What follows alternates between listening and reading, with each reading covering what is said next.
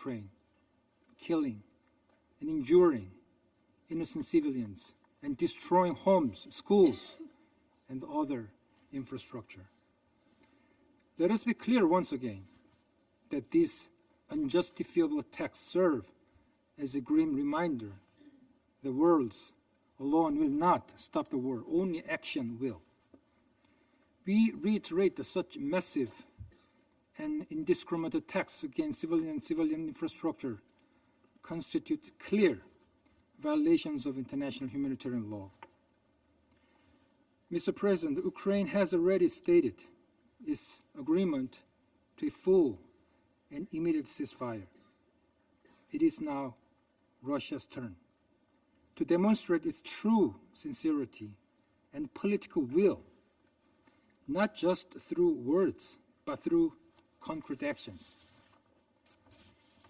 The reality is that negotiations cannot proceed in good faith while missiles and drones are continuously bombarding Ukraine cities. Partial or fleeting time constraints will not suffice. What is needed now is a complete and immediate cessation of hostilities. That is the only way to protect civilians and create the space for lasting diplomacy. We can no longer afford any further delay. Mr. President, as we have consistently emphasized, the war in Ukraine is not a distant or irrelevant conflict for the Republic of Korea. The large-scale transfer of arms and the deployment of 15,000 North Korean troops constitute a flagrant violations of multiple resolutions and the UN Charter. This collusion between Russia and North Korea not only seriously undermines international law and global norms, but also deteriorates global non-proliferation regime and directly threatens the lives and the security of innocent people in both Ukraine and the Korean Peninsula. Regrettably, it is no longer surprising that North Korean ballistic missiles are being used to kill and injure civilians in Ukraine. Furthermore, potential military assistance from Russia to North Korea and the combat experience being acquired by North Korean troops pose a serious and growing threat to the people of the Republic of Korea as well.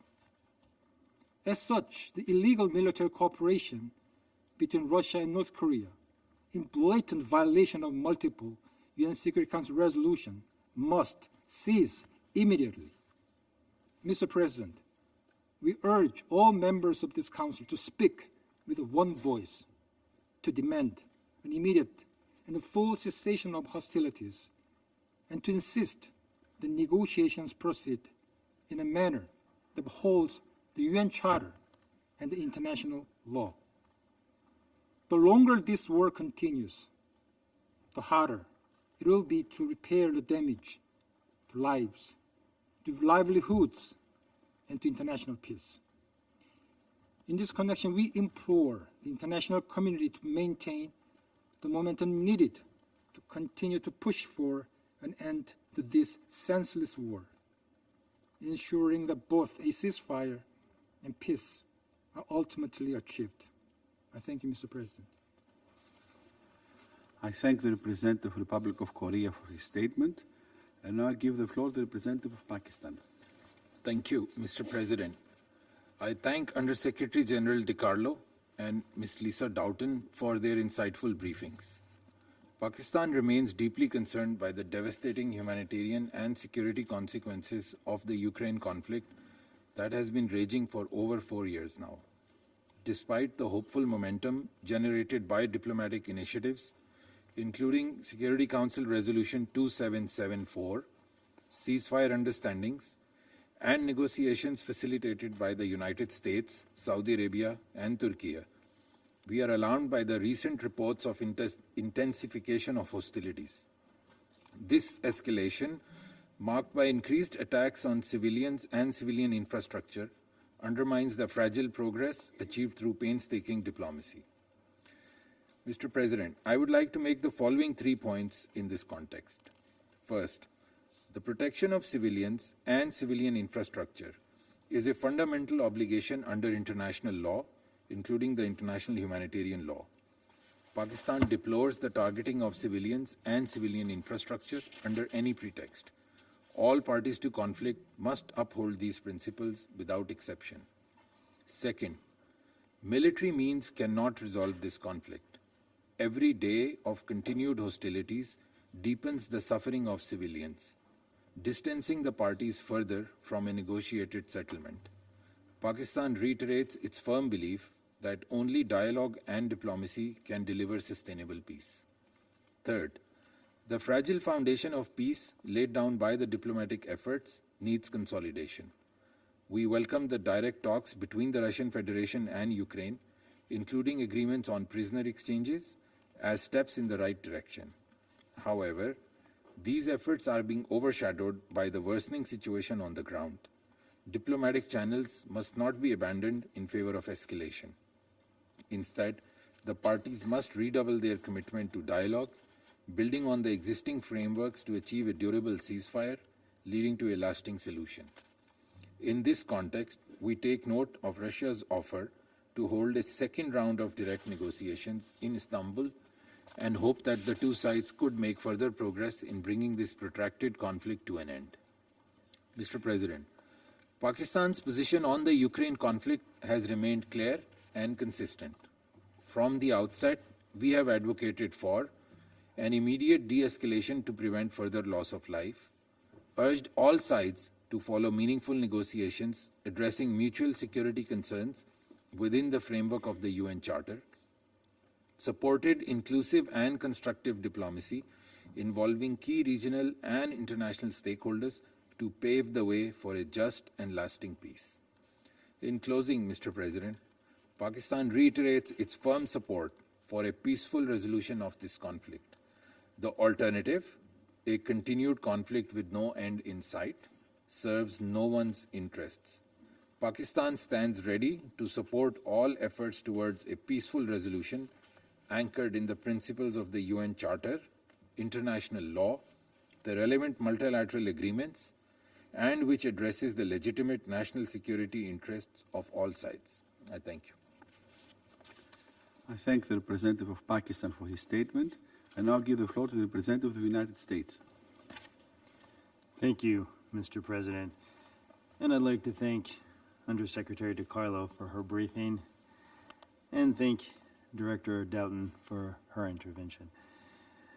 Colleagues, more than 3 months have passed since this Council adopted a resolution imploring a swift end to the conflict between Russia and Ukraine. Following that historic resolution, the United States has worked tirelessly with both sides, seeking a path to peace. We want an end to this war. As the first step on that path to peace, the United States put forward a proposal for an immediate, unconditional, and comprehensive ceasefire. Ukraine unequivocally accepted, pending Russia's agreement to do the same. Since then, we have been urging Russia to accept a ceasefire. Following President Trump's May 21 call with Russian President Putin, the Russian Federation is expected to provide a term sheet broadly outlining its vision for a ceasefire.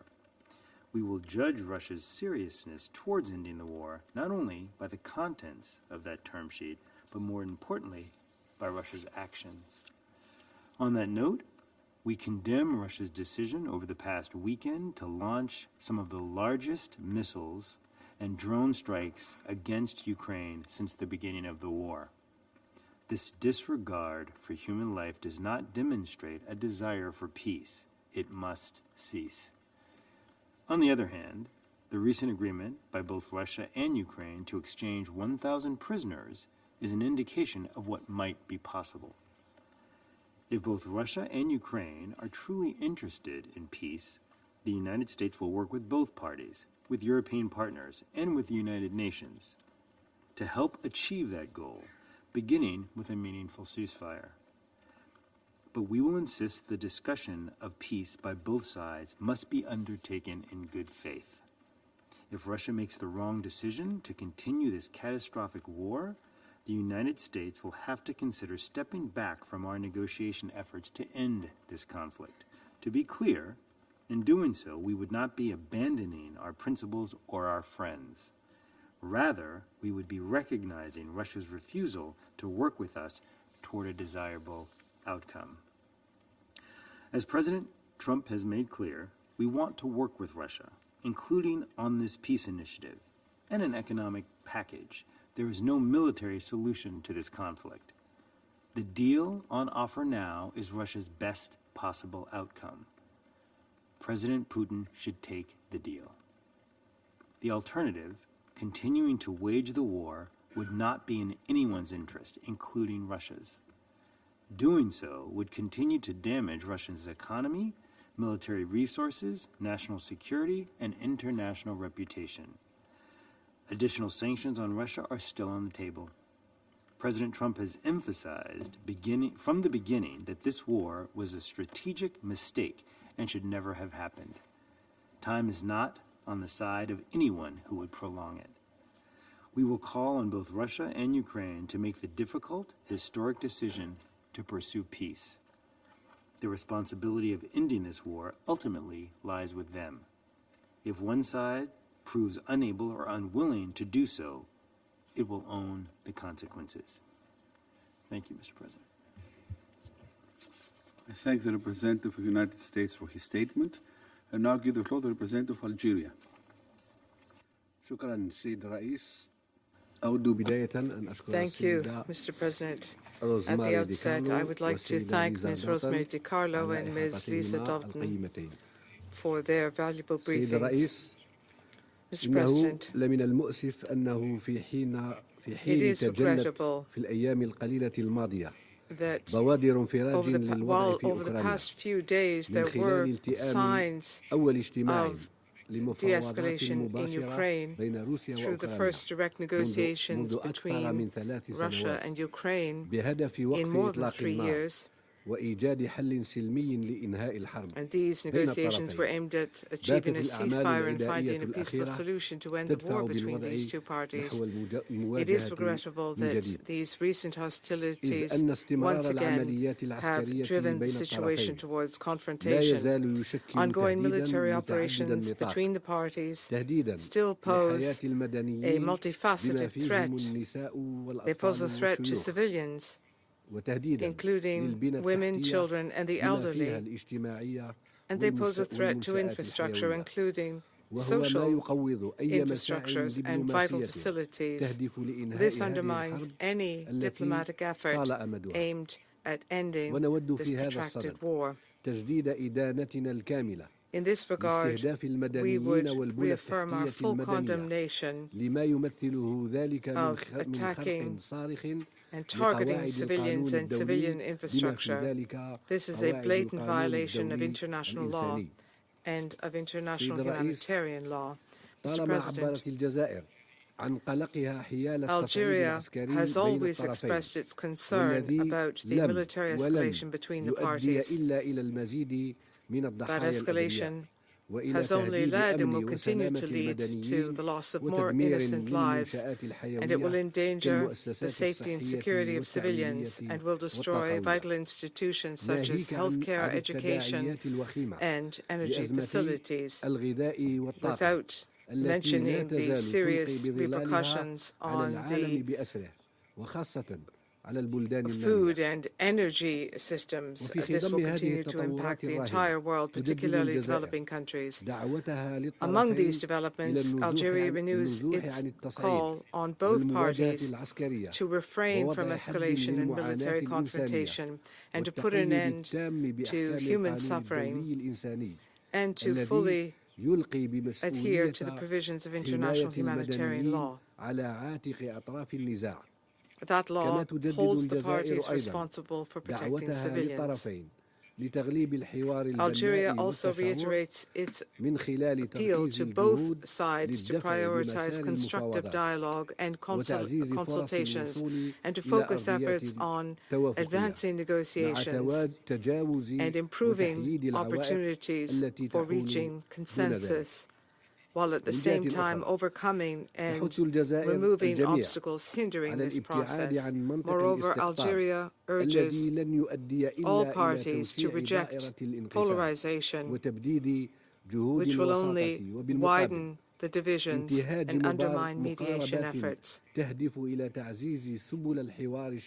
need to adopt approaches aimed at strengthening inclusive and constructive dialogue to prevent a return to escalation and further aggravation between the two parties. In this regard, Algeria welcomes the many ongoing efforts to facilitate dialogue between the two sides and to bring their divergent views closer together. These efforts were recently reflected in the direct meeting between the two parties in Istanbul, Turkey. We also welcome the prisoner exchange agreement reached during the same meeting. This is an important step, and it is a tangible example of the benefits of constructive dialogue and the possibility of fostering mutual understanding and consensus between the two parties. By way of conclusion, Algeria reaffirms its commitment to supporting all international efforts aimed at finding a peaceful, fair, and lasting solution satisfactory to both parties, and that is based on the purposes and principles of the UN Charter and which takes into account the legitimate security concerns of both sides. Thank you, Mr. President. I thank the representative of Algeria for his statement, and now I give the floor to the representative of Somalia. Thank you, Mr. President. My delegation thanks USG DiCarlo and Director Ducton for their briefings.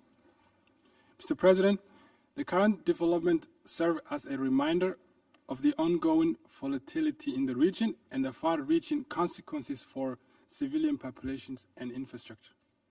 Recent incidents underscore the urgent need for renewed efforts to reduce tensions and prevent further escalation. We take note of the forthcoming meeting between the representative of Russia and Ukraine planned for next Monday in Istanbul. This initiative represents an important opportunity to advance dialogue and build momentum towards a peaceful settlement. Mr. President, my delegation welcomes all constructive engagement and aimed at fostering mutual understanding and facilitating substantive negotiation. In this context, we call for an immediate and comprehensive ceasefire by all parties and urge restraint and to prevent any further deterioration of the situation. Lasting peace in Ukraine will only be possible through genuine diplomatic commitment, open channels of communication, and respect for established principles under international law. Constructive engagement remains essential. Only through sustained diplomatic efforts and willingness to compromise can a durable and just peace be achieved. In conclusion, Mr. President, my delegation reiterates its call for comprehensive de-escalation, renewed diplomatic engagement, and pursuit of negotiated lasting peace in Ukraine. We stand ready to support all efforts that move us closer to this shared goal. I thank you. I thank the representative of Somalia for his statement, and now I give the floor to the representative of China. President, I thank USG DiCarlo and Director Dalton for their briefings.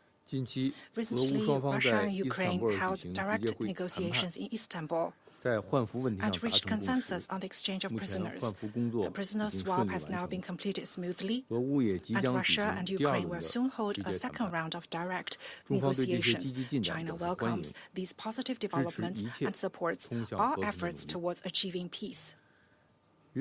At the same time, the two parties to this conflict are still engaged in large-scale drone and missile attacks. The fighting shows no sign of stopping, and the number of civilian casualties continues to rise.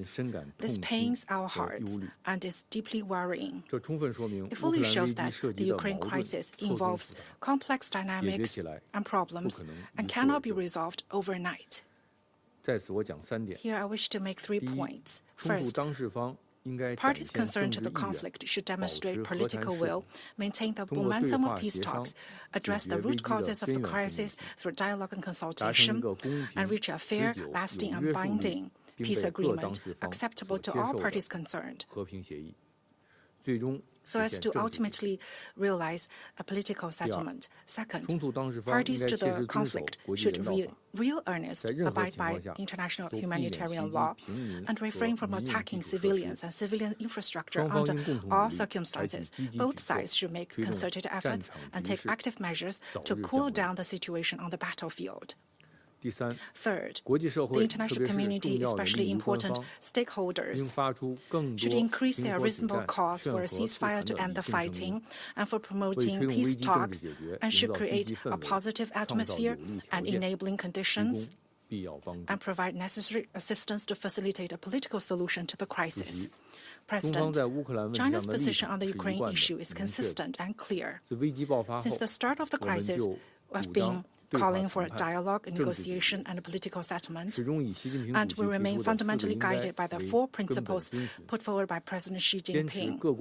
Our position is that the sovereignty and territorial integrity of all countries should be respected, that the purposes and principles of the UN Charter should be abided by, that the reasonable security concerns of all parties should be taken seriously, and that all efforts for peace should be supported. China has stayed in contact with both Russia and Ukraine and has been working consistently to promote peace talks.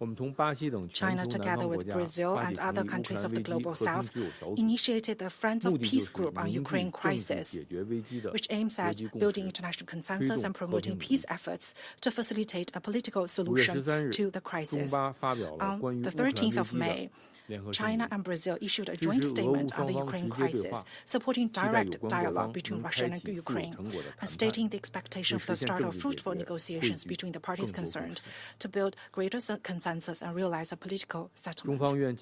Together with the Global South and the international community, China will continue playing a constructive role for achieving real peace. Thank you. I thank the representative of China for his statement, and now give the floor to the permanent representative of Panama. Gracias, señor presidente. Thank you, Mr. President. Panamá considera Panama believes el llamado a esta reunión that it was interesting to call for this meeting given the critical turn of events in the conflict in Ukraine. We are grateful to Ms. Rosemary DiCarlo, USG for Political and Peacebuilding Affairs, and Ms. Lisa Doughton, Director of Financing and Partnership Division, OCHA, for their briefings and their valuable contributions. We acknowledge the presence of representatives from the delegation of Ukraine, Czechia, Estonia, Poland, and Iceland, and the European Union. Panama reiterates its alarm at the protracted war in Ukraine, which continues to lead to the loss of human life, countless injured and displaced. As we have said on this and on other occasions regarding conflicts, relentless attacks against the civilian population, in those circumstances we urgently call for compliance with IHL. We therefore condemn recent attacks which, according to available reports, Russian forces carried out with missiles and drones for 3 consecutive nights on the 24th, 25th, and 26th of May in Kyiv and other regions against civilian population and infrastructure. According to a communique by the High Commissioner Volker Turk, these attacks caused the death of 14 civilians, including 3 children, and injured some 88 people, of which 11 were children. A generation of children have been traumatized by the sound of air raid sirens and by the loss of their loved ones. This is a collective failure for humanity. Similarly, over the past weekend, a large number of long-range drones were launched against the Russian Federation by Ukrainian armed forces, injuring at least 11 civilians, according to Russian authorities. Panama reiterates its call for an immediate cessation of hostilities in unconditional respect for life, security, and dignity of the civilian population, and in respect of the sovereignty and territorial integrity of Ukraine. Resistance to a ceasefire is causing suffering for the civilian population, who is being held hostage by sustained attacks, and this has led to an increase of IDPs. According to figures from the United Nations Office for the Coordination of Humanitarian Affairs, by the beginning of 2025, there were more than 3.6 million IDPs. Political and diplomatic efforts have led to the start of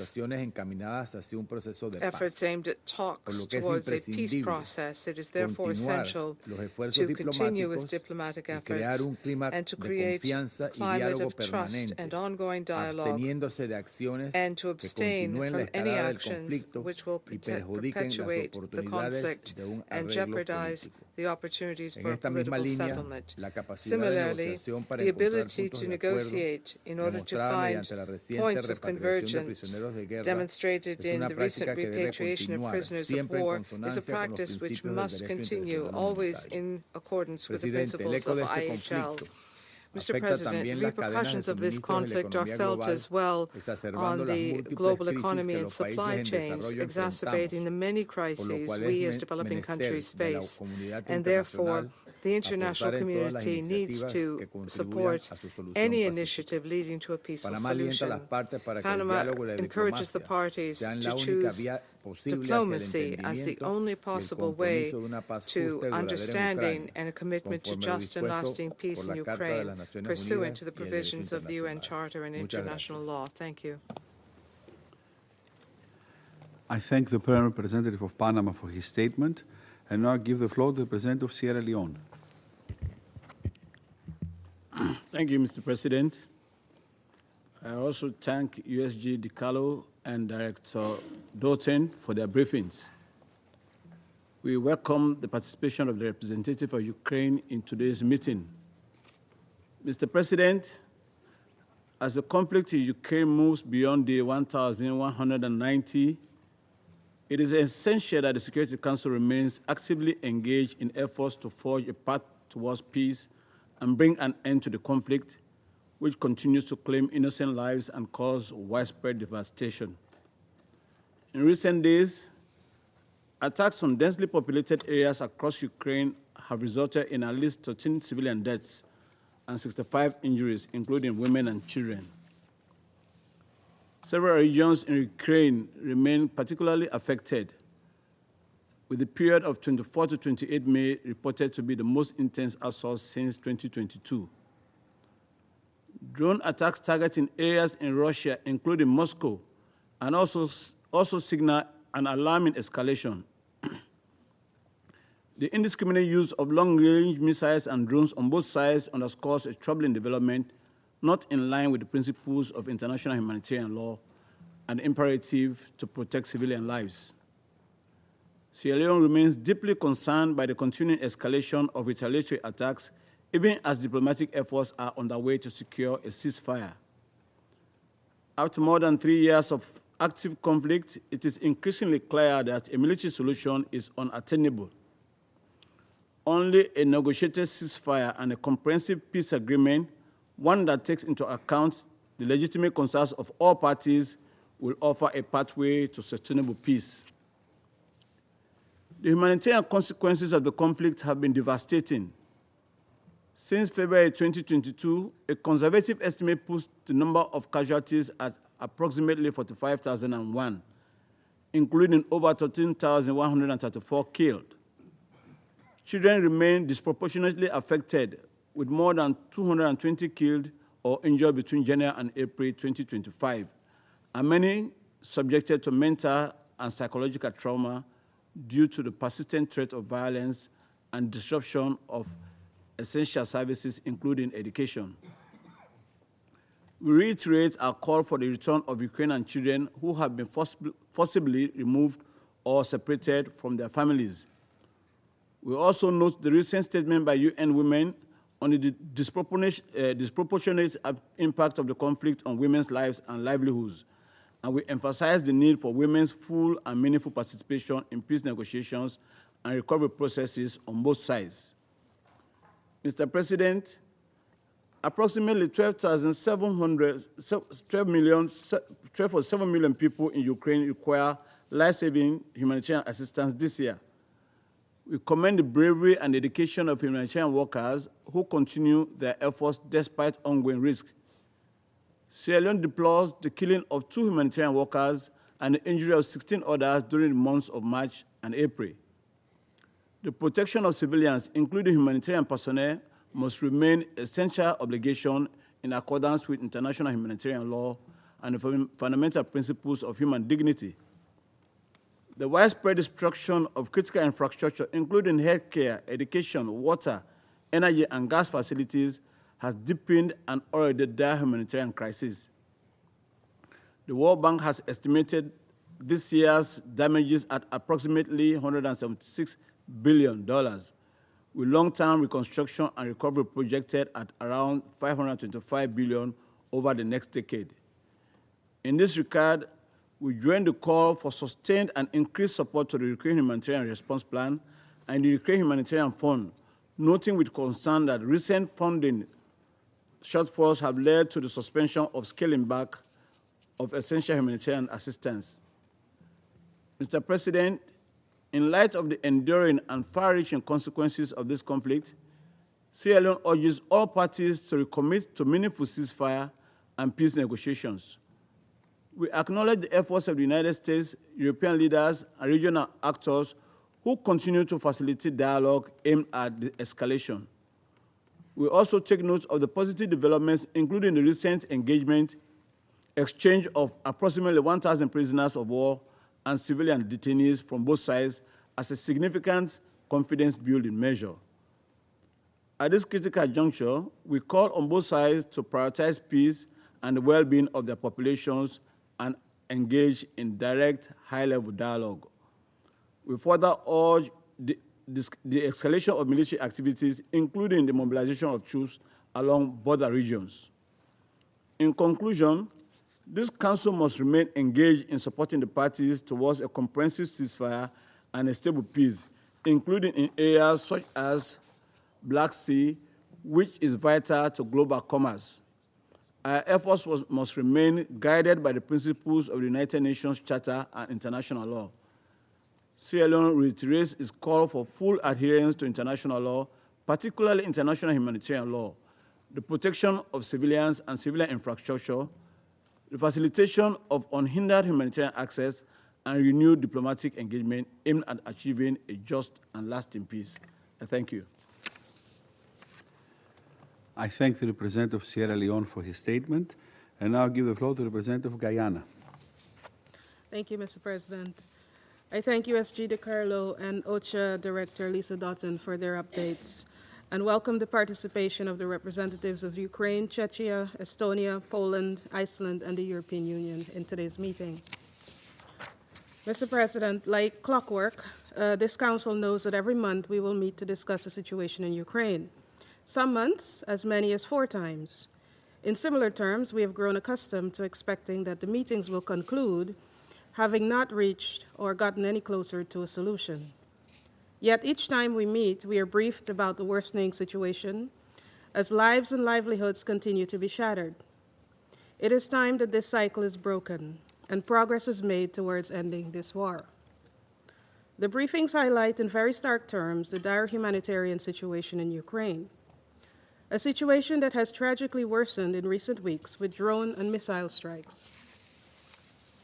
The recent aerial strikes over the weekend are reportedly the largest seen so far in the war and have claimed the lives of several civilians, including children. It came at a time when considerable efforts are being made to achieve a ceasefire. We are deeply disappointed that there have been setbacks along the road to a lasting ceasefire, and welcome the recent announcement of a follow-up meeting between the two parties. We took positive note of the first meeting between Russian and Ukrainian officials in Istanbul on May 16, which resulted in the exchange of 1,000 prisoners on each side. We welcome such efforts, which we hope will ultimately lead to a ceasefire and a much-needed respite for the Russian and Ukrainian people. Mr. President, on the humanitarian situation, Guyana deplores the continued killing and maiming of civilians and calls for an immediate end to the indiscriminate attacks. International humanitarian law is clear. Conflict parties must take all feasible precautions to minimize civilian harm. Guyana continues to stress that the consequences of such violations of international law are not confined to borders and cannot be left unchecked. OHCHR has repeatedly sounded the alarm about widespread and systematic attacks being carried out in Ukraine. We are now hearing about the use of drones with embedded cameras that are focused on visibly civilian targets. Guyana calls for an end to this senseless violence and for full accountability for violations of international humanitarian law.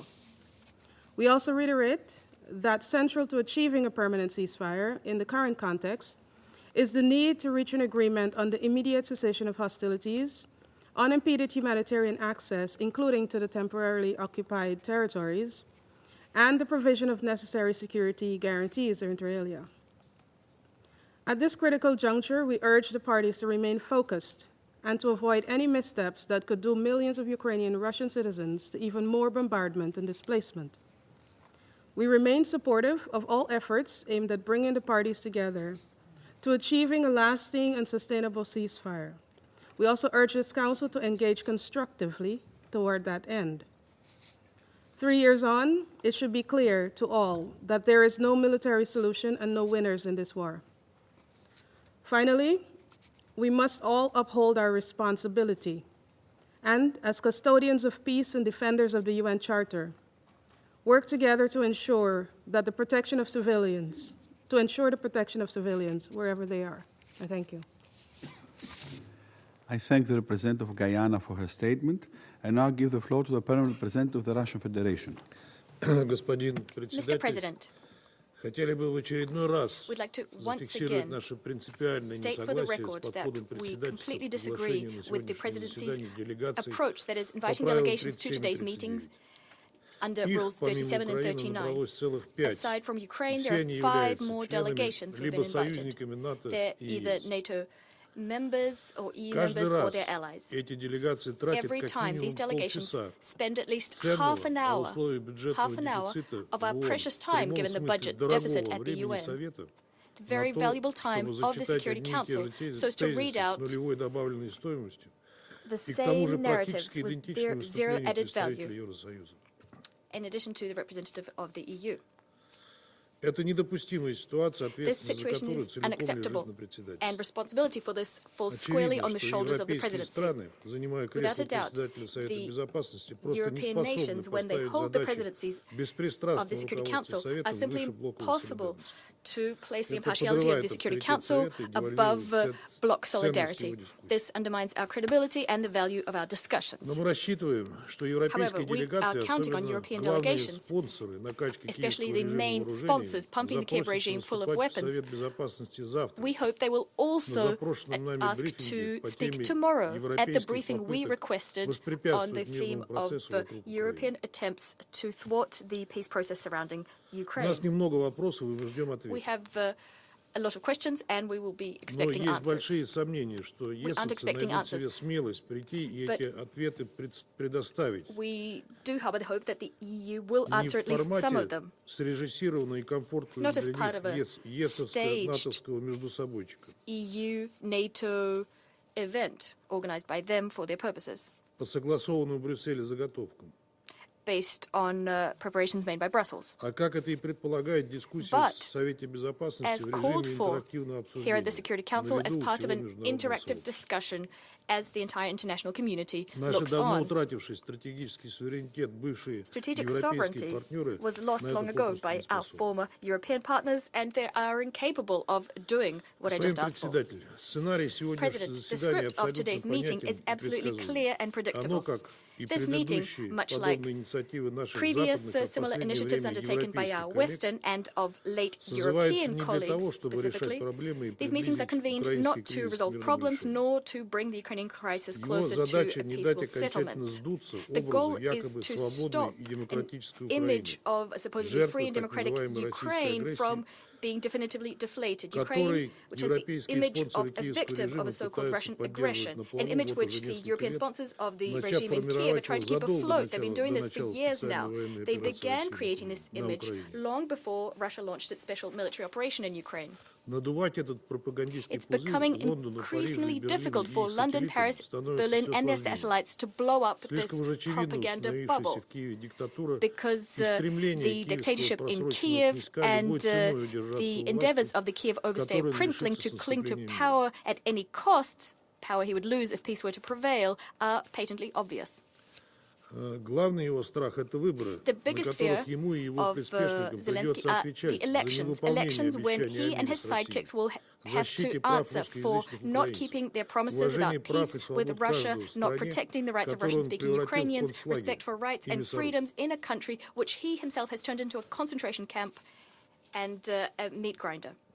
Moreover, as long as the bugbear of a Russian threat exists, the Zelensky posse doesn't have to account for all of the money stolen from state coffers, nor the stealing of Western and, in particular, U.S. assistance, which amounts to tens, if not hundreds of billions of dollars.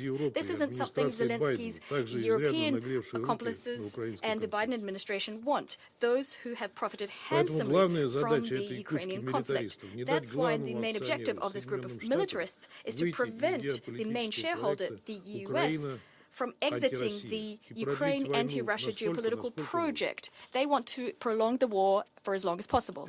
This isn't easy because the new U.S. administration has, over the last few months, opened its eyes and seen the true colors of the Zelensky regime as well as the root causes of the Ukrainian conflict. That's why they're resorting to any and every provocation, any and all lies about Russia, its activities and plans. Today, once again, in this chamber, they're asking us to believe that Russia is knowingly shelling residential areas of Ukrainian cities, serving up as evidence the consequences of Ukrainian air defenses, which have been stationed next to homes and social infrastructure in violation of basic norms of international humanitarian law.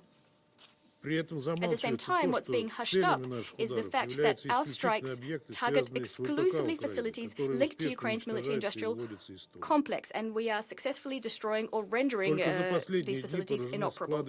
Over the last few days, we've hit munitions storages and military technologies in the Dnipropetrovsk region, a temporary deployment site, and rocket and artillery munitions warehouses of the Ukrainian Armed Forces Mechanized Brigade in the Sumy area, as well as a temporary deployment site for foreign mercenaries in Svetogorsk, in the DPR, and in the Kharkov regions. A strike was conducted on a defense industry plant in Ukraine. That's the Pavlogradsky chemicals plant in the Dnipropetrovsk region. We destroyed 2 Patriot anti-aircraft missile system launchers. Rockets were fired on an unloading and storage area containing military equipment and munitions in Odessa port. This resulted in the destruction of roughly 100 containers containing important components for uncrewed vessels, UAVs, as well as munitions. What is also being hushed up is the fact that the Russian Federation is doing what I just mentioned only in response to massive and deliberate shelling on the part of the Kiev regime of peaceable Russian cities. Thus, despite the fact that the Russian Federation called a 72-hour ceasefire to mark the 80th anniversary of the victory over fascism, between the 8th and the 11th of May, we recorded over 14,000 violations, over 4,000 attacks by artillery, tanks and mortars, 62 attacks using MLRSs, 9,900 strikes and releases of munitions from UAVs.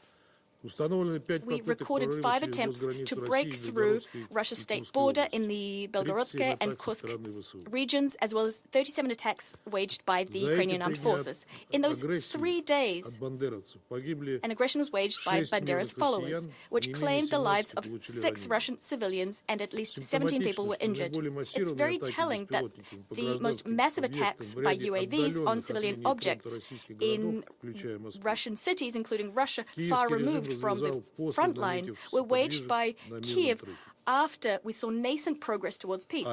Specifically, they waged these attacks after direct Russo-Ukrainian talks in Istanbul were resumed and set a course towards an end to the conflict.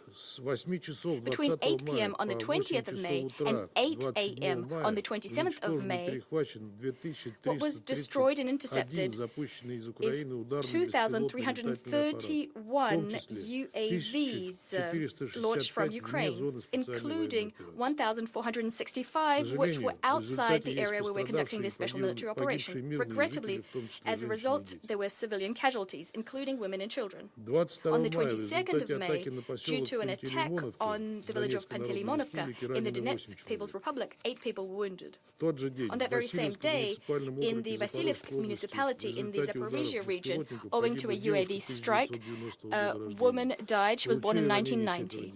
4 children were wounded. The Ukrainian armed forces also struck civilian objects in the city of Lvov in the Kursk Oblast using HIMARS, and 16 people were wounded, including 2 children. President, the plans concocted by Zelensky and his accomplices are plain and clear. Their goal is to trick and to disorient President Trump, who is taking decisive steps towards peace.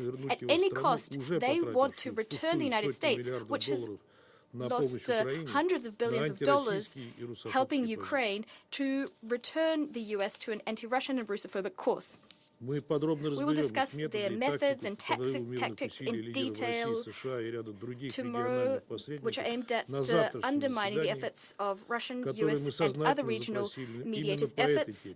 We'll do this tomorrow, as we requested a topic on the specific, a meeting on the specific topic. We won't do that now. What I will say now is that promoting Ukrainian and Western lies about Russia is becoming increasingly difficult because the actual actions of the Kyiv regime, its deliberate choice, that is war, and the further suffering of their citizens speak volumes. What's also absolutely clear are the peace initiatives and concrete steps being taken by the Russian leadership.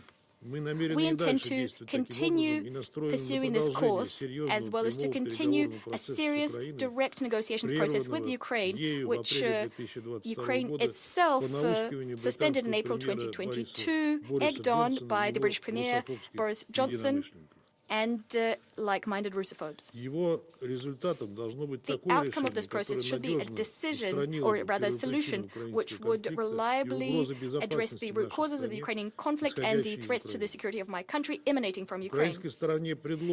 Ukraine has been invited to meet in Istanbul on the 2nd of June and to discuss the content of our memoranda regarding approaches to the negotiations process. While Kyiv continues attempting to prolong the war and to provoke Russia striking at residential and civilian infrastructure on our territory, while they do that, we will continue our special military operation and we will continue destroying objects linked to Kyiv's military capabilities.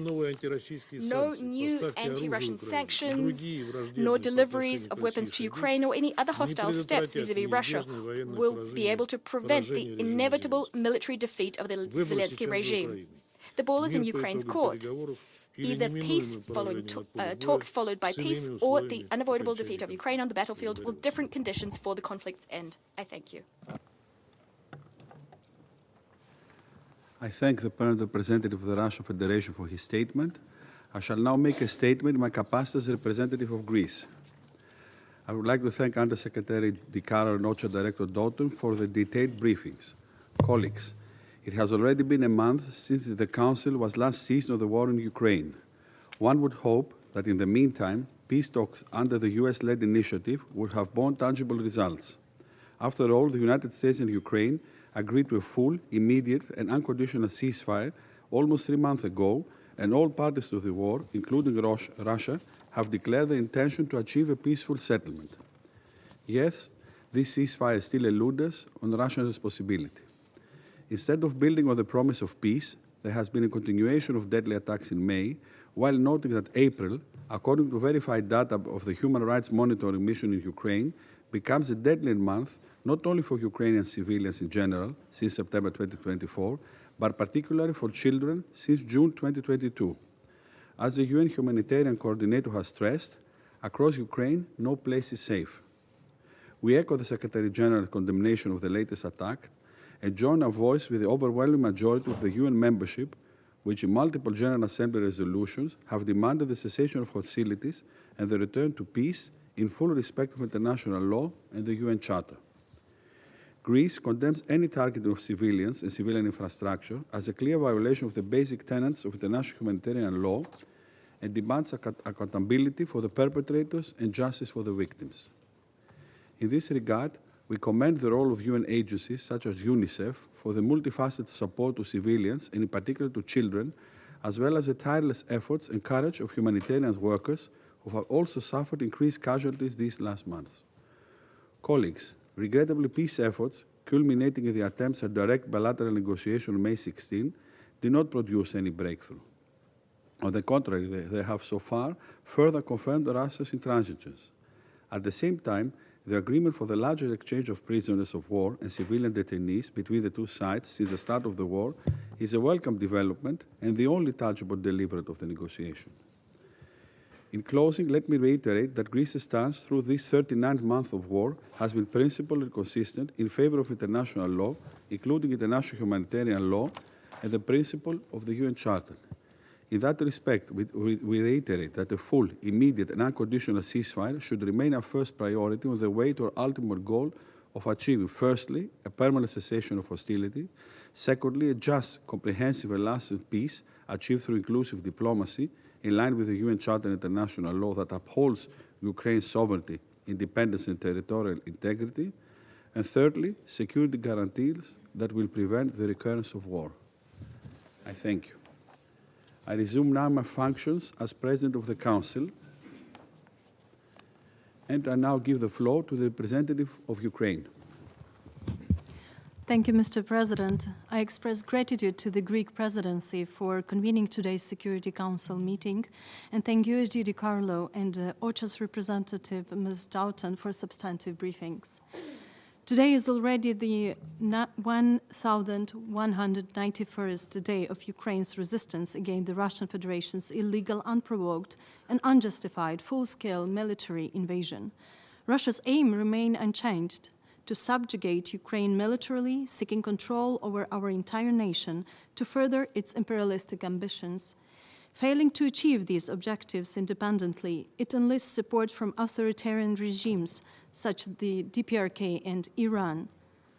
Moreover, Ukrainian intelligence has confirmed that China is supplying special chemicals, gunpowder, and machinery to 20 Russian military factories, and this cooperation must cease immediately.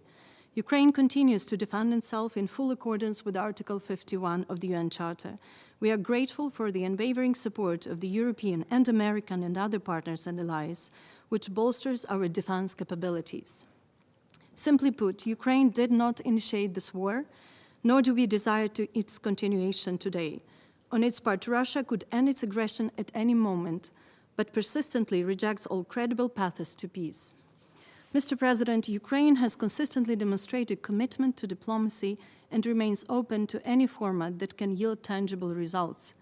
We supported the U.S. proposal for a 30-day full interim unconditional ceasefire agreed upon in Jeddah on 11 March. Ukraine firmly believes that at least 30 days long ceasefire must be the first step towards negotiations on just and lasting peace.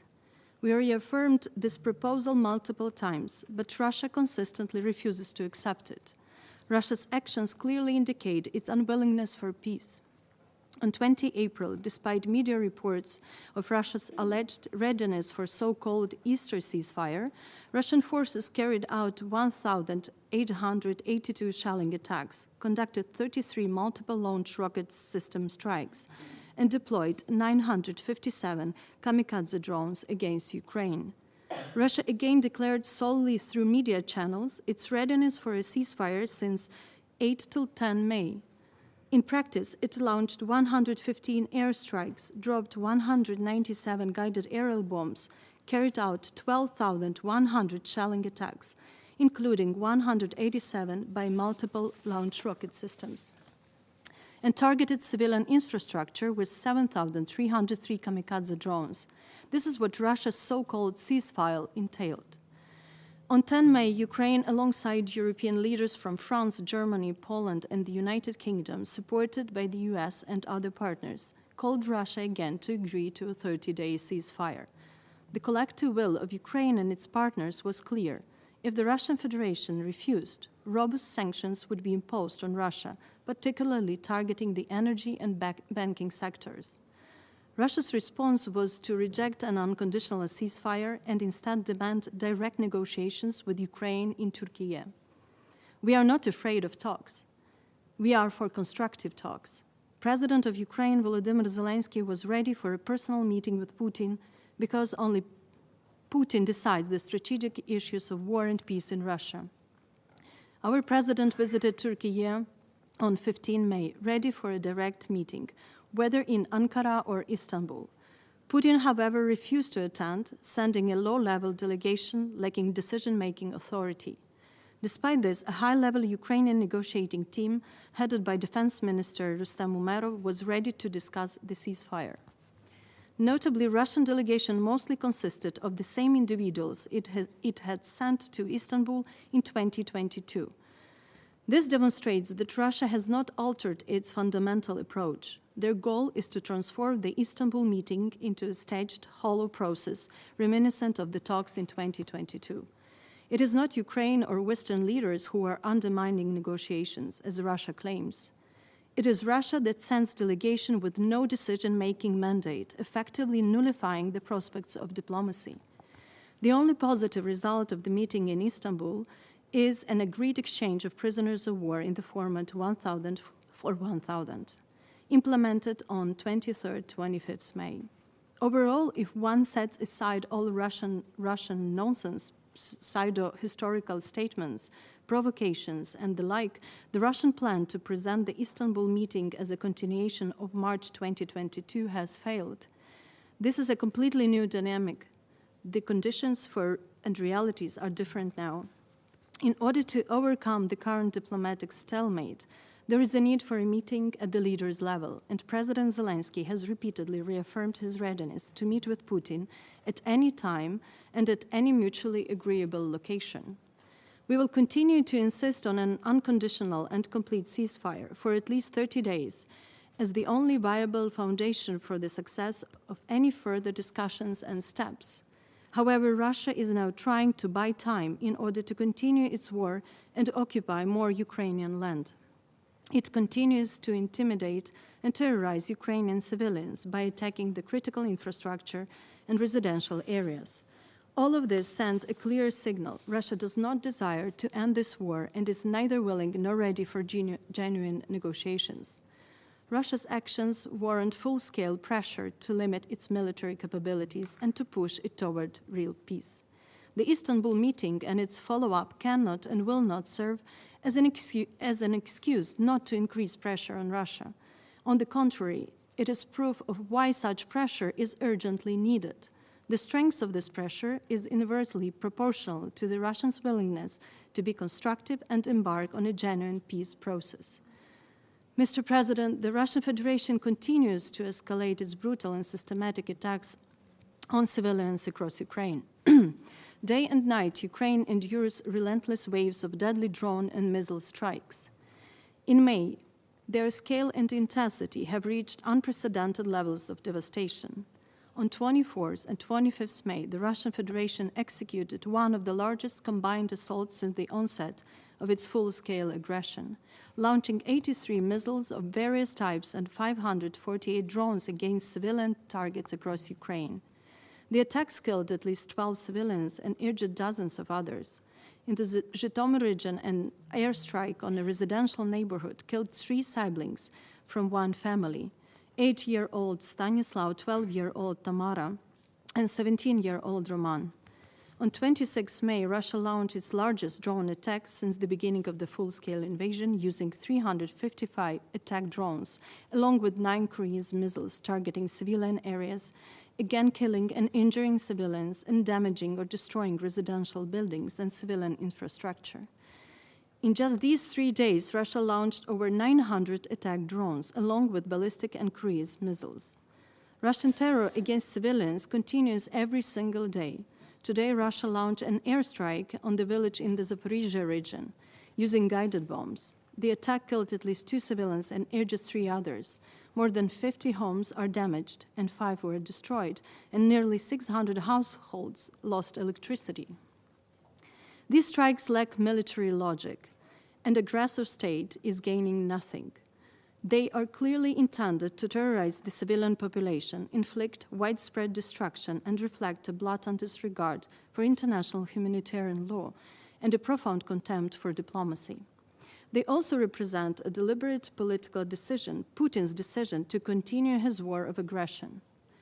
Each such terrorist attack justifies the imposition of new strengthening sanctions against the Russian Federation. The silence of the international community only emboldens Putin. These ongoing attacks underscore the urgent need for continuing expanded support to protect Ukrainian civilians from indiscriminate violence. We are deeply grateful to every partner and ally assisting Ukraine in strengthening our air defense capabilities. The timely delivery of air defense systems saves lives. Ukraine welcomes the recent report by the UN Commission of Inquiry on Ukraine, which for the first time documents Russia's systematic drone attacks against civilians in the Kherson region. This inhuman tactic of terror has continued for a long time and must not go unpunished. Threats to Ukraine's civilian population represent a new and troubling aspect of modern warfare, potentially setting a precedent for future full-scale conflicts. A defining feature is the constant, direct threat of missile and long-range drone attacks across the entire country, even in regions over 1,000 kilometers from the front line. This sustained threat not only endangers civilian lives, but also severely impacts the psychological, security, and socioeconomic well-being of the population. It is an integral element of Russia's military strategy that must be duly addressed within the UN broader efforts and discussions on the protection of civilians in armed conflict. Mr. President, let's remind that thousands of Ukrainians, both civilians and military personnel, remain imprisoned in the Russian Federation or in temporarily occupied territories of Ukraine. Many were captured before 2022. They continue to be subjected to torture, inhuman and degrading treatment, and conflict-related sexual violence, in flagrant violation of international humanitarian law and human rights law. Russia continues to return Ukrainians in a highly selective and arbitrary manner. Ukraine demands immediate and unconditional stop of all torture and ill treatment of detainees and full adherence to the Geneva Conventions on the treatment of prisoners, as well as compliance with the UN standard minimum rules for the treatment of prisoners, the Nelson Mandela rules and the Bangkok rules, which set gender-specific standards for the treatment of women in detention. Mr. President, the situation at the Zaporizhzhia nuclear power plant remains critically difficult, where all the 7 indispensable pillars for ensuring nuclear safety and security during an armed conflict continue to be systematically violated. Moscow blatantly disregards international diplomatic efforts, including by the United States, aimed at ending Russia's war of aggression and ensuring global nuclear safety. According to Greenpeace, Russia is building a new high-voltage power line in the temporarily occupied territory of the Zaporizhzhia region to illegally connect the NPP to the Russian power grid. Let me stress that disconnecting the NPP from Ukraine's power grid significantly increases the risks. In the event of an emergency, the plant could lose its last reliable source of external power. This is a direct path to a station blackout with potentially catastrophic consequences. Furthermore, Moscow's policy of blackmail and demonstrative disregard for international law forced the IAEA to conduct a second rotation through the temporarily occupied territory of Ukraine. We insist that despite Russian pressure, the IAEA remains committed to the principles of international law, in particularly the inviolability of Ukraine's sovereignty and territorial integrity, and does not recognize any changes in jurisdiction over the NPP. Ukraine urges the IAEA and international community to respond to these actions by the Russian Federation decisively. The rotation of IAEA personnel should be carried out exclusively through the territory controlled by the government of Ukraine until the NPP is fully returned to its rightful owner, Ukraine. Mr. President, achieving peace at any cost will not end the war. A comprehensive, just, and lasting peace must rest on a fundamental respect towards non-negotiable principles. We repeat, Ukraine will never accept and recognize any part of its temporarily occupied territory as Russian. We will not tolerate interference in sovereign decisions, including our defense or alliances. There must be no appeasement of the aggressor. Such attempts only embolden future aggression. Russia is not signaling any genuine intention to stop its war. Therefore, we see no alternative but intensified international pressure, political, military, and economic. Sanctions must be expanded and strengthened. Russian oil, its shadow tanker fleet, financial networks, and its military industry must all be targeted. Russia is facing a moment when it needs to prove its seriousness. We need concrete decisions, first and foremost, regarding an unconditional and complete ceasefire for at least 30 days. Ukraine is ready to work for peace. Russia must also show that it is ready. As a confidence-building measure, we propose the immediate and unconditional return of all abducted Ukrainian children, prisoners of war, and detained civilians. For peace to endure, just must prevail. We welcome progress by the core group on establishing a special tribunal for the crime of aggression against Ukraine. Technical work on the necessary legal instruments is complete. Mr. President, at the heart of global peace and security lies the Charter of the United Nations. Upholding it is not optional, it is our collective duty. That is the standard by which each member of this Council, and indeed the international community, will be judged. Yet today we witness a grave distortion of that duty. The Russian Federation, still present in the Soviet permanent seat, is using its status not to preserve peace, but to shield its war of aggression against Ukraine. This abuse strikes at the core of the international system we are all meant to uphold. Ukraine, for its part, seeks a just and lasting peace, one rooted in the principles of the UN Charter and reinforced by binding long-term security guarantees. Peace cannot rest on words alone, and particularly because words do not work with Moscow. It requires concrete steps, an immediate and just ceasefire, sustained diplomatic engagement, and the establishment of a credible security architecture centered around effective security guarantees for Ukraine that will prevent the recurrence of aggression. This is why Ukraine is working with all partners, the United States, the European Union, and all international partners, to build a broad-based, principled coalition for peace. But to succeed, the international community must act with unity and resolve. Now is not the time for hesitation. Now is the time to increase coordinated pressure, not merely to influence the course of Russia's war of aggression, but to bring it to a close and to secure peace for all our future generations. I thank you.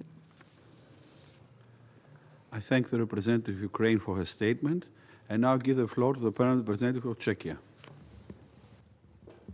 Well, thank you, Mr. President. Let me begin by thanking the Greek presidency of the Security Council for convening this important meeting.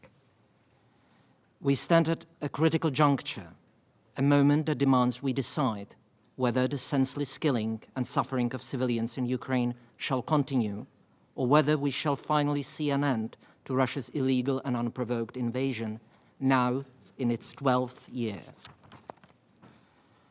The choice before Russia is stark and simple. No amount of diplomatic sophistry or propaganda can obscure this fundamental question.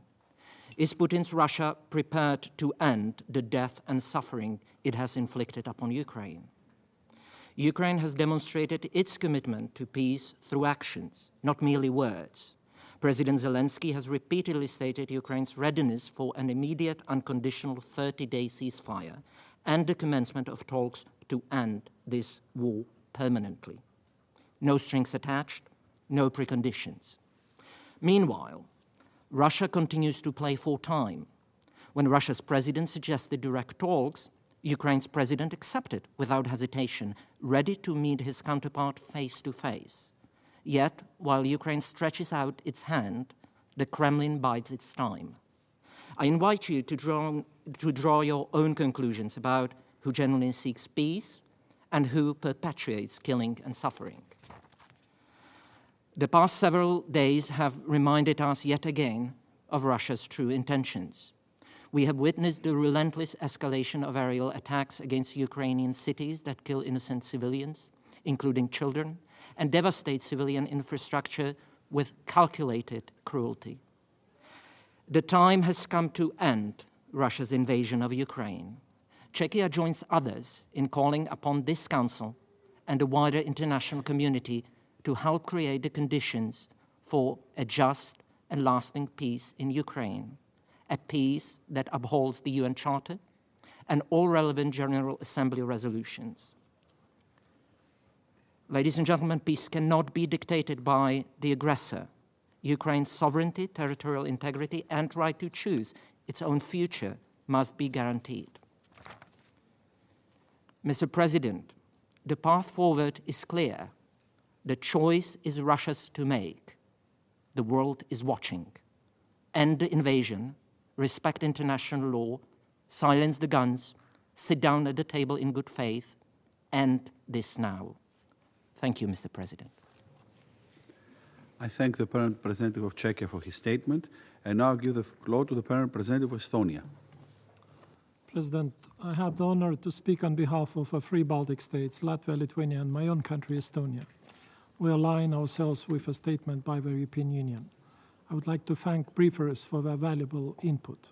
President, there hasn't been a day since the beginning of the Russian aggression when Russia has not bombed Ukraine. Even this last weekend, while Russia claims that it is actively pursuing peace, it conducted the most intense wave of aerial attacks against Ukraine since the beginning of the aggression, using roughly 1,000 drones and missiles to deliberately attack civilians and civilian infrastructure. This terror should be condemned by all who claim to stand for peace and justice. President, since Russia's aggression, Ukraine has repeatedly expressed its unwavering commitment and political will to reach a comprehensive, just, and lasting peace in line with the UN Charter, international law, and relevant UN General Assembly resolutions. Ukraine agreed to a full and unconditional ceasefire proposed by the United States. President Zelensky expressed readiness to meet with Putin to discuss peace, but Russian side ignored this opportunity, sending a sham delegation to the meeting instead. We see Kremlin dragging its feet and using all sorts of fabricated excuses, while raising already unreasonable demands even further, making it clear that Moscow has no interest in agreeing to a real ceasefire in Ukraine. How long do we have to endure this drawn-out routine, all the while Russia keeps on implementing its genocidal policy? For how long? These attacks are not madness, but a deliberate attempt by Russia to eradicate any hope Ukrainians have. Russia is adopting the tactics of the Nazis, who systematically carpet-bombed London in 1940 and 1941, with sole aim of making the British population feel terrified, hopeless, and force its leaders to surrender. The Nazis failed, and so will Russia. President, Kremlin is trying to convince all of us, the United States in particular, that our support to Ukraine is futile. Russia is calculating that by demonstrating its ability to harm and bleed Ukraine, it can also paralyze our political will to support Kyiv. However, Russia's assessment seems to be as adequate as was the original expectation to overrun Ukraine in 3 days. However, Russia's aggression and imperial zeal can only be curbed by increased joint international pressure. Pressure to force Russia into peace in Ukraine and cease Russian aggression once and for all. Persuasion and appeasement are perceived as a weakness in Moscow and therefore embolden the aggressor. Only increasing support to the victim of aggression, Ukraine, and raising the cost of aggression for Russia can pave a way to a comprehensive, just, and lasting peace in Ukraine. Full accountability is an integral part of any just peace. By establishing the Special Tribunal on Russia's crime of aggression against Ukraine, under the auspices of the Council of Europe, we bring to justice those individuals who have committed heinous crimes. President, we welcome the talks in Istanbul between Ukraine and Russia on 16th of May and the subsequent exchange of prisoners of war. We call on Russia to immediately proceed with an all-for-all prisoners swap, as Ukraine proposed a long time ago. The testimonies of the returned Ukrainian prisoners of war are consistent with the UN reporting on the widespread abuse and torture conducted in revived Russian Gulag prison network. We therefore urge Russia to respect international law and the Geneva Conventions, stop torture, starvation, and ill treatment of prisoners of war, and ensure their access to adequate medical assistance. Finally, President, we continue to stand by Ukraine and reiterate our collective effort aimed at reaching a comprehensive, just, and lasting peace in Ukraine, in line with the UN Charter, international law, and relevant UN General Assembly resolutions. I thank you. I thank the Permanent Representative of Estonia for his statement, and now I give the floor to the Permanent Representative of Poland. Mr. President, Excellencies, at the outset, let me thank the Greek presidency for convening this important meeting and for accepting our request to participate in it. I also would like to thank the distinguished briefers for their insights. Mr. President, we meet on the 1,191st day of the full-scale Russian invasion of Ukraine. From the very first day, Poland, along with the other UN members, has been appealing for putting an end to the Russian war against Ukraine. All we wish for is a just and lasting peace at our borders. There have been 1,191 opportunities to end this aggression by introducing an immediate, full, and unconditional ceasefire that could open the way to genuine peace negotiations based on the full realization of international law. Unfortunately, for 1,191 days, President Putin has been deaf to the demands of the world. He pretends to be open to negotiations, while in reality, he simply plays for time in order to attain stronger position on the battlefield, no matter how many human lives it will cost. Russia has constantly and bluntly rebuffed any attempts to find a way to initiate a real peace talks offered by the different entities. Mr. President, best illustrations of Russia's lack of commitment to de-escalation was provided by the largest drones attack against Ukrainian cities since the beginning of the war, in parallel to the last weekend's Russian-Ukrainian exchange of 1,000 prisoners of war. The latter we welcome as a positive development. We condemn the latest Russian missile attacks on cities in Ukraine. Right after this body, the Security Council finished debating on the absolute necessity to protect the civilians in the times of armed conflicts. Many innocent Ukrainians died or were wounded, including defenseless children. As per recent reports, April 2025 has been deadliest month for children in Ukraine since June 2022. At least 19 children were killed and 78 injured. We continue to call for holding Russia fully accountable for violation of international law, human rights, war crimes, and crime of aggression at both state and individual levels. Mr. President, Poland actively supports US-led diplomatic efforts towards peace. To be sustainable, peace must be just, comprehensive, and based on the UN Charter and its provision of sovereignty, territorial integrity, and the equality of states. And it must be accompanied by the security guarantees not for Russia, but for the future without Russian attacks, not only against Ukraine, but also against other European countries.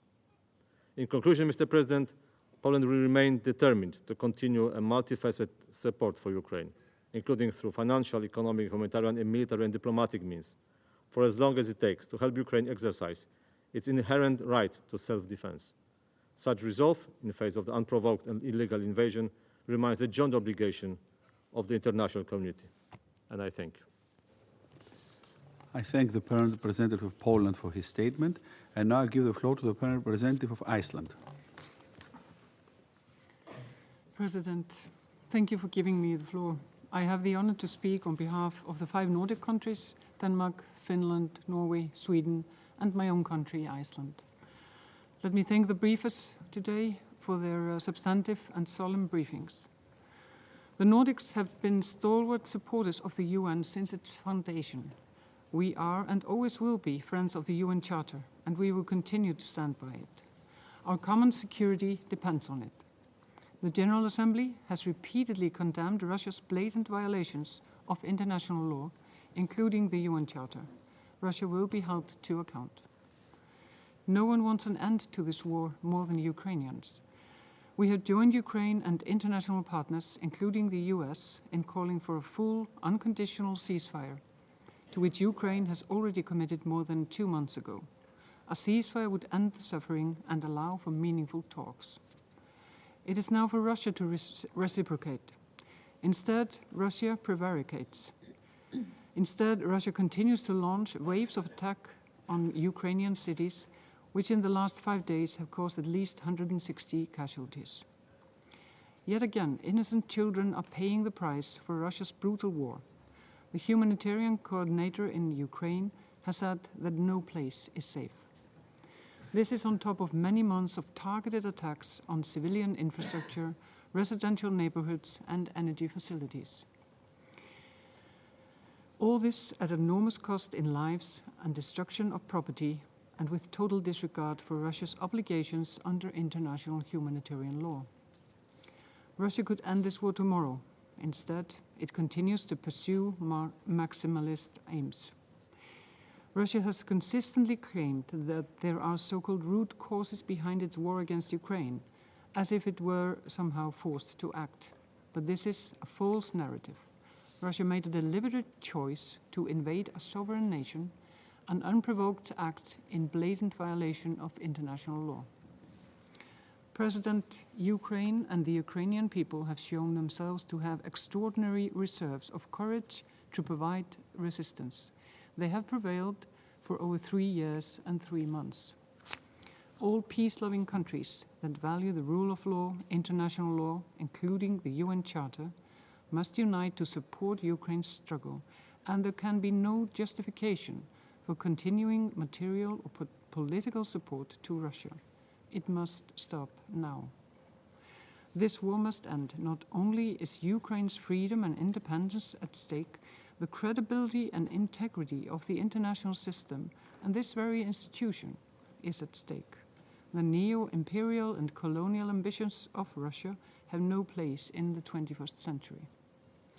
We reaffirm our commitment to Ukraine's sovereignty, independence, and territorial integrity, and will stand with Ukraine for as long as it takes, as we hopefully move closer towards a comprehensive, just, and lasting peace based on the UN Charter and international law. I thank you. I thank the Permanent Representative of Iceland for her statement. I now give the floor to His Excellency Mr. Stavros Lambrinidis, Head of the Delegation of the European Union to the United Nations. Please. Mr. President, the candidate countries Montenegro, Albania, Ukraine, the Republic of Moldova, Bosnia and Herzegovina, and Georgia, as well as Andorra, Monaco, and San Marino, align themselves with this statement. President, the EU reiterates its resolute condemnation of Russia's war of aggression against Ukraine, which constitutes a manifest violation of the UN Charter. I would like to thank DPPA and OCHA for their clear statements on the consequences of this war of aggression against Ukraine, and for their critical efforts in leading the United Nations political and humanitarian engagement in Ukraine.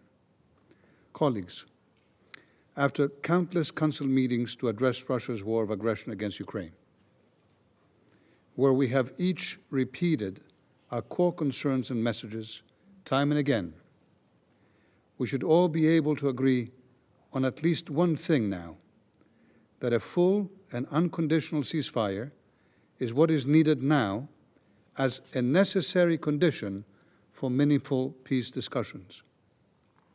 Many of us, many of you, have called repeatedly for a ceasefire on several occasions and in different formats.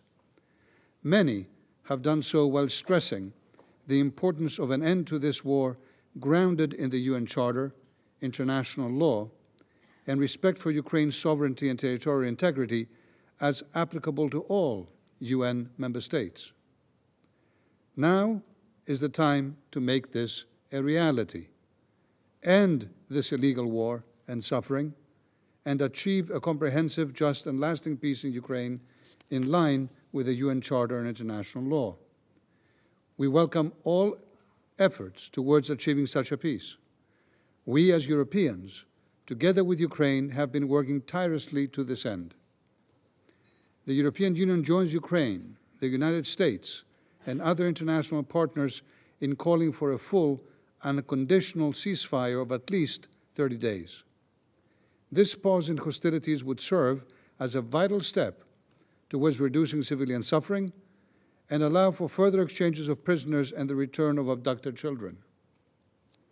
It would also provide space for meaningful talks aimed at ending Russia's war of aggression and achieving a comprehensive, just, and lasting peace.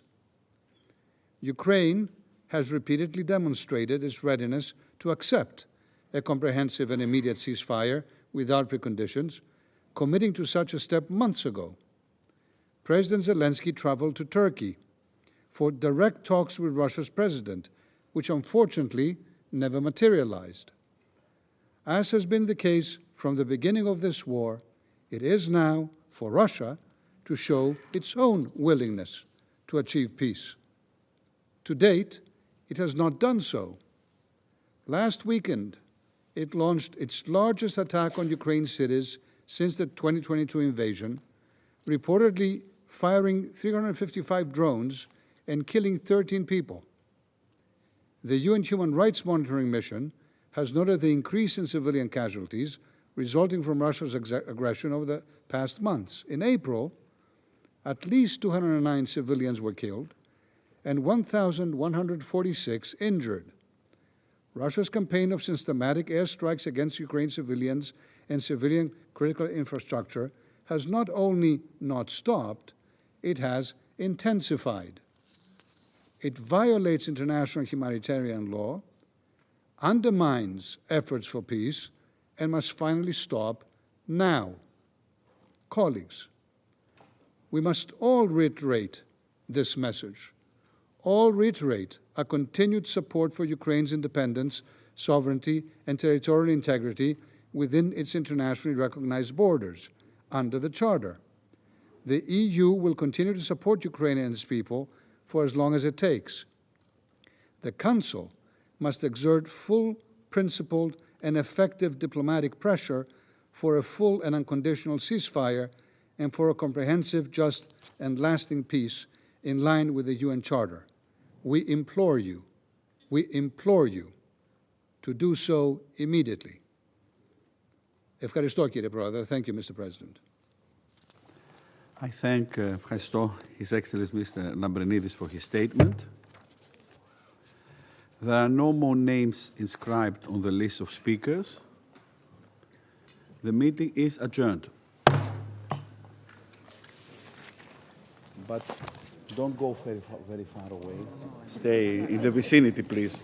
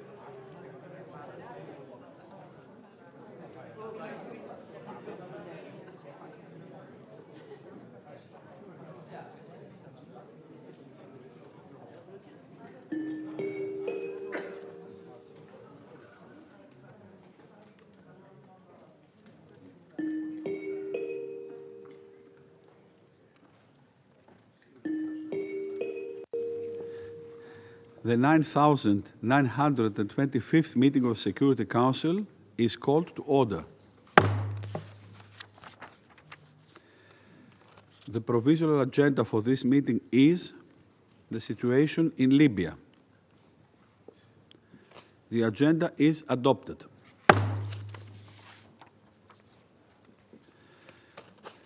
The Security Council will now begin its consideration of item 2 of the agenda.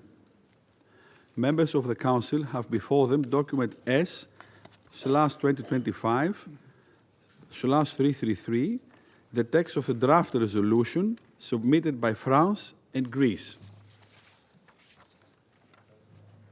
The Council is ready to proceed to the vote on the draft resolution before it. I now give the floor to those members of the Council who wish to make statements before the vote. And I give the floor to the representative of France. Merci, Monsieur le Président. Thank you, Mr. President. Dans son dernier rapport sur la mise en œuvre In de the la last résolution report on the 2733, implementation of Resolution le secrétaire 2733, général the a souligné Secretary combien General l'environnement politique underscored the fact et sécuritaire that en the Libye political and demeure security fragile. environment in Libya remains fragile. La capitale, The Tripoli, capital, Tripoli, reste sous l'emprise des milices et remains des in the groupes armés, hands of militia comme and l'ont armed rappelé les violents groups, affrontements de as ces we were dernières semaines, reminded by à propos violent desquels ce clashes Conseil in s'est exprimé recent weeks, dans une and déclaration à on la which presse this le Council 17 mai pronounced dernier. itself in a press statement on the Les frontières sont 17th of poreuses May. et les The trafics borders are prolifèrent. porous and traffic is on the rise. L'embargo sur les armes en Libye conserve The donc arms sa embargo pleine in Libya pertinence pour aider la Libye remains à retrouver fully sa relevant souveraineté, in son order unité, to sa assist stabilité Libya et to la restore maîtrise its de ses sovereignty, frontières. its unity, its stability, and to control Dans ce its contexte, borders. In this la mise en context, œuvre the effective effective de l'embargo sur implementation les armes of the arms par tous les embargo acteurs by est all essentielle. actors is essential. Les autorisations The mises en place par ce authorizations set Conseil up depuis by this 2016 Council pour since permettre à des États membres 2016 et à des to organisations enable régionales member d'inspecter states en haute and mer, regional au large des organizations côtes to de la Libye, inspect on the high les navires seas or suspectés de along the violer Libyan l'embargo sur coastline les armes any contribuent vessel pleinement à cet suspected of objectif. violating the arms Il s'agit d'un embargo mécanisme fully essentiel pour la contribute to stabilité this de la goal. Libye et toute It la is région. an essential mechanism for the stability of La Libya France et la and of Grèce, the entire auteurs region. du projet de France and résolution, Greece, ont été à penholders of l'écoute the des draft vues des autorités resolution, libyennes listened to the avec views lesquelles of des the Libyan consultations approfondies ont authorities, été menées with à whom we Tripoli held et in-depth à New York. consultations in Tripoli À la and in demande New des York. autorités libyennes, At the la France request et la of the Grèce Libyan proposent de authorities, reconduire pour France 6 and mois Greece le proposed a dispositif mis en renewal for place par 6 la months résolution of the mechanism 2292 set up et amendée par la under résolution Resolution 2733 du Conseil de 2292 and sécurité. amended by Resolution C'est sur la base de cette 2733. résolution que It l'opération is on the Irini basis of de this l'Union resolution européenne that the EU continuera d'assurer le Operation respect de l'embargo Irini sur les armes en will Libye, continue to ensure qu'elle est la respect of the seule à arms mettre en embargo œuvre in de Libya. manière opérationnelle. It alone can Déployée ensure depuis 2020 au this large des côtes full libyennes en haute mer, authorization. elle agit de manière Deployed since professionnelle, 2020 along the impartiale et Libyan efficace, coastline in the en high coopérant seas, pleinement avec la Libye et it les pays professionally, voisins, impartially, et aux and côtés de tous les effectively États membres. cooperates with Libya L'Union and européenne neighboring pourra ainsi countries continuer de contribuer and works with concrètement other à member la states. The stabilisation de la EU Libye. will also Je vous remercie. continue to make a concrete contribution to the stabilization of Libya. I thank Thank the you. representative of France for his statement. I shall put the draft resolution to the vote now. Will those in favor of the draft resolution contained in document S/2025/333 please raise their hand?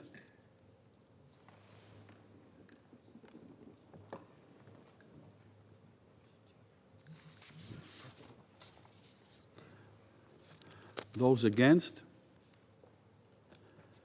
Abstentions?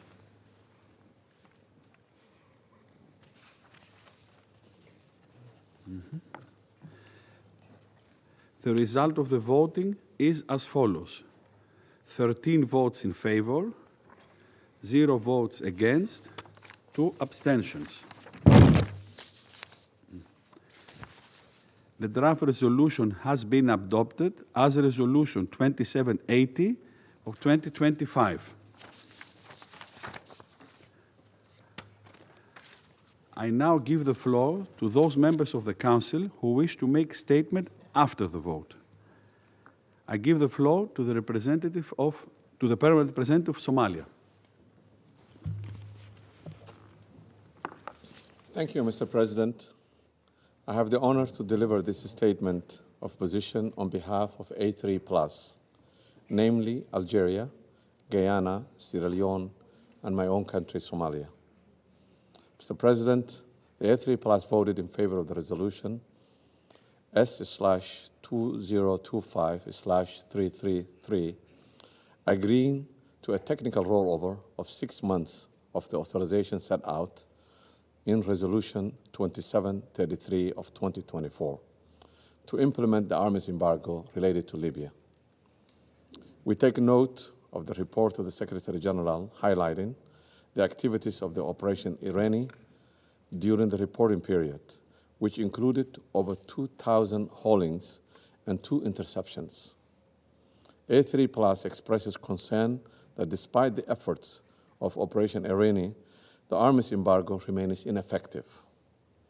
We therefore continue to call for a greater transparency and accountability in the implementation of the arms embargo and to strengthen the role of the Sanctions Committee regarding the disposal and the destruction or transfer of the seized items. Mr. President, A3 Plus believes that it's important to approach Irene's implementation with a clear and honest assessment, particularly from the perspective of the Libyan people. This is to ensure that our collective engagement remains relevant and legitimate while fully respecting the sovereignty, territorial integrity, and the unity of the state of Libya. We also trust that within the next 6 months, the European Union will engage with the government of Libya to strengthen coordination and ensure that Operation Irene delivers the desired results. This should include enhanced cooperation with the Libyan Coast Guards. Mr. President, recent events in Tripoli have reminded us of the need for a more concrete action in addressing the challenges that hinder the effective implementation of the arms embargo. Accordingly, A3 Plus will continue to work with the Council members to support efforts that halt the flow of arms into Libya to de-escalate the violence, protect civilians, and ensure a return to peace and stability. In closing, A3 Plus reaffirms its unwavering commitment to the sovereignty, territorial integrity, and the unity of Libya. We stand ready to actively engage in any future discussions that contributes to the full implementation of this resolution for the benefit of the Libyan people and the stability of the region. I thank you. I thank the Permanent Representative of Somalia for his statement. And now I give the floor to the representative of Slovenia. Thank you, President. Slovenia welcomes the adoption today of a resolution renewing authorizations for inspections on the high seas of the coast of Libya of vessels suspecting of violating the UN arms embargo, as originally set out in the Resolution 2292. We voted in favor of the text, and we thank both France and Greece for the efforts as penholders. President, the recent rapid deterioration and escalation of violence in Libya, which resulted in civilian casualties and serious damage to civilian infrastructure, is deeply regrettable. While the subsequent truce agreement has been very welcome, and we commend the role of SRSG Tete and UNSMIL, the situation in Libya clearly remains fragile and volatile. We were especially alarmed by the use of heavy weaponry by the armed groups in densely populated areas during the recent clashes. It exposed the crucial need to uphold the UN arms embargo and its enforcement mechanisms, preventing the illicit flow of weaponry into the country and throughout the region. This is the collective responsibility of the Security Council and of the international community. We view the resolution adopted today, authorizing vessel inspections, as a concrete contribution to this shared goal. EU Operation Irene is currently the only international actor carrying out this important work in cooperation with the UN, Libyan authorities, and neighboring countries. Irene represents a strong signal of the European Union's commitment and active support to security and stability in Libya, in line with relevant Security Council resolutions and international law. Slovenia is proud to have participated in the mission since its establishment. We believe that all member states and regional organizations alike can complement the efforts of Operation Irene, and we encourage them to do so, including by inspecting in their own territories cargo bound to or from Libya, as outlined in the Secretary General's most recent report. It is welcome that, owing to today's adoption, Operation Irene will continue to implement its mandate for a further 6 months and hopefully beyond. President, at a sensitive and pivotal time for Libya, we believe that today's adoption is in our collective interest, and in particular, in the interest of the Libyan people, as we attempt to forge political consensus and move the country away from the cycle of violence. I thank you. I thank the representative of Slovenia for her statement. I now give the floor to the representative of the Russian Federation. Thank you, President. The Russian Federation abstained during the vote on the draft resolution prepared by France and Greece, a resolution regarding the extension of the special inspections regime on the high seas off the coast of Libya so as to strengthen the effectiveness of the arms embargo on this country. We attach particular importance to international efforts geared towards ensuring the painstaking compliance with the Security Council's sanctions restrictions on Libya. One of the key components of this configuration could have been, inter alia, a special inspections regime on the high seas off Libya's coast. When that regime was established in 2016, together with other Council members, we believed that this mechanism could become a genuine instrument, an effective instrument for combating illegal weapons deliveries to the former Jamahiriya, and as a consequence could facilitate de-escalation of the internal conflict in Libya. However, as time has gone by, we're compelled to note that we didn't manage to accomplish this. The practical implementation of UNSCR 2292 by the EU as part of its naval operation Irene can hardly be deemed satisfactory. Since Irene began operations in March of 2020, the operation, although it has been deemed very active, never did demonstrate any convincing results as regards its interception of smuggled military equipment being delivered to Libya. Throughout this entire period, there is not a single incident which can unambiguously be deemed as a case of successful interception of prohibited cargo.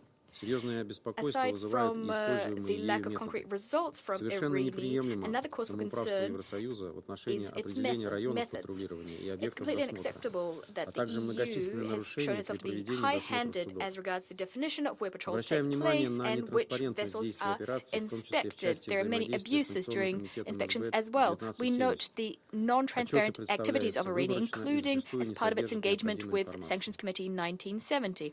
Reports are selectively submitted and often don't contain the necessary information. We're particularly concerned by the arbitrary interception by Irene, arbitrary interpretation by Irene of the inspected cargo. Purely civilian goods are frequently classified as harboring military potential without sufficient rationale. In a number of cases, the decision on the fate of the seized cargo was taken in violation of relevant Security Council decisions, including attempts to sell these goods and transfer them to third parties. These actions not only stray beyond the confines of the mandate as per Security Council Resolution 2292, but also undermine trust in this mechanism, which is supposed to ensure compliance with sanctions measures under UN auspices. Mr. President, meanwhile, the situation in Libya remains unstable. Its territory is awash with weapons, including heavy weapons, which was recently confirmed by clashes in Tripoli. During our meetings on Libya, many delegations regularly underscored the need to bolster the effectiveness of the arms embargo regime. We support these calls. This begs the logical question, can we achieve genuine progress if such an important endeavor is in practice concentrated in the hands of one regional player, a player who is not only not delivering tangible results, but is regularly ensnared in various scandalous incidents. Libyans themselves, against this backdrop, make no secret of the fact that they're not satisfied with Irene, and they doubt whether it's worthwhile to continue the operation's functioning. We stand convinced that the effective implementation of international restrictions on Libya is only possible with painstaking compliance with all sanctions resolutions, the spirit and the letter, as well as international law, and by ensuring that efforts are transparent and accountable. At this stage, Irene unequivocally does not meet these criteria, transparency and accountability. I thank you. I thank the representative of the Russian Federation for his statements. I now give the floor to the representative of the United States. Thank you, Mr. President. The United States continues to support effective implementation of the UN Libya arms embargo as we work to enable Libya to take responsibility for its own security. This authority is an important mechanism to allow member states to enforce the arms embargo and prevent rampant weapons trafficking, a key priority articulated by this Council. We welcome further consultations with the Libyans about the arrangements going forward. We thank the EU Naval Force Operation Irini for its dedication of resources to monitor and disrupt illicit activities off the coast of Libya. Operation Irini serves as a critical information sharing function, especially with the Libya panel of experts. I thank you. I thank the representative of the United States for her statement. I give the floor to the representative of Pakistan. Thank you, Mr. President.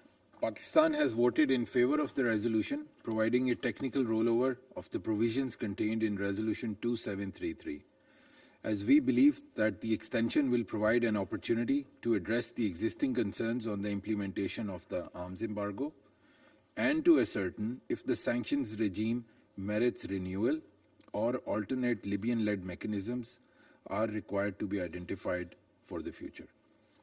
My delegation calls for a balanced approach during the extension period that ensures the effective implementation of the arms embargo while respecting Libya's sovereignty and territorial integrity.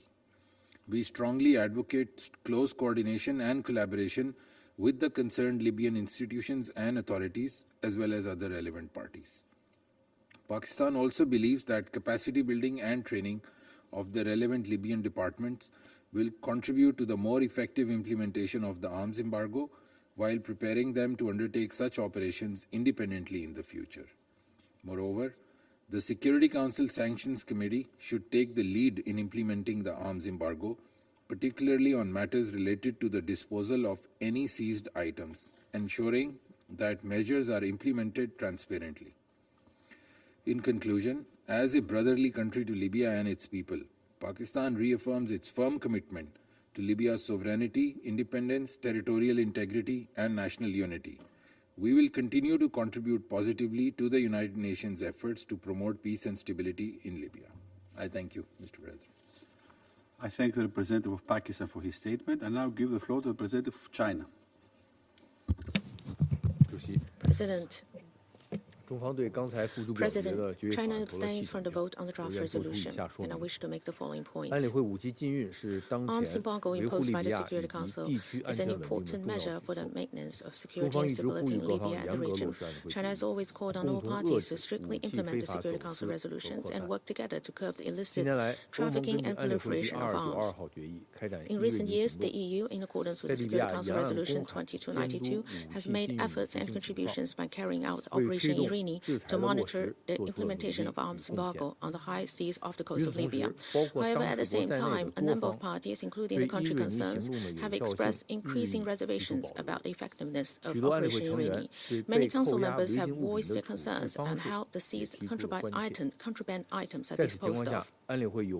Under such circumstances, it's necessary for the Security Council to fully assess the mandate of Operation Irini, listen carefully to the views of Libya and other relevant stakeholders, so as to make timely adjustments in the light of actual needs. President, currently the political and security situation in Libya is still facing daunting challenges. The international community should effectively respect the sovereignty, independence, and territorial integrity of Libya, support Libya in maintaining national stability and promoting its political process by providing more constructive assistance to Libya for it to build its own security capacity and advancing its development so that the long-term peace and stability in Libya can be realized at an early date. China stands ready to work with the international community to make more contributions to this end. Thank you, President. I thank the representative of China for his statement and now give the floor to the representative of Denmark. Thank you, Mr. President. Denmark thanks the penholders, France and Greece, for their extensive efforts in ensuring the extension of the authorization contained in Resolution 2733, working in close consultations with the Libyan authorities and with strong support from the Council. We are pleased that it has now been adopted. For too long, the proliferation of arms has fueled conflict in Libya. As demonstrated by the concerning violent clashes between heavily armed groups in Tripoli earlier this month, there's an urgent need to stabilize the fragile situation in the country. Enforcing the arms embargo is a necessary means to this end. As the only operational regional mechanism implementing Resolution 2733, EU Operation IRINI contributes to disrupting the supply of arms, creating a more conducive environment for resumption of the political process. Through aerial, maritime, and satellite assets, IRINI has been working tirelessly to ensure accountability while deterring further violations. Mr. President, in the absence of other enforcement and complying mechanisms, Operation IRINI must be able to continue its essential work. With the extension of the authorizations contained in Resolution 2733, we have ensured that impunity does not prevail. We urge all member states to fully cooperate with IRINI and to uphold their obligations under the arms embargo. Let me also reassure you that Denmark will continue to support the stabilization of Libya and a political process that can deliver a lasting peace. Thank you. I thank the representative of Denmark for her statement. I shall now make a statement on capacity as a representative of Greece. Colleagues, as co-pen holders of the resolution, we would like to thank the Council members for their support, extending the authorization of UN Security Council Resolution 2733 by adopting today Resolution 2780. We believe that this 6-month renewal provides the opportunity to engage with Council members, as well as all relevant parties and stakeholders, in particular the Libyan authorities. We would like to stress the importance of the renewal of Resolution 2292, as amended by Resolution 2733, which constitutes the legal framework providing the authorization for inspections of vessels carried out under certain conditions on the high seas by member states, acting nationally or through regional organization.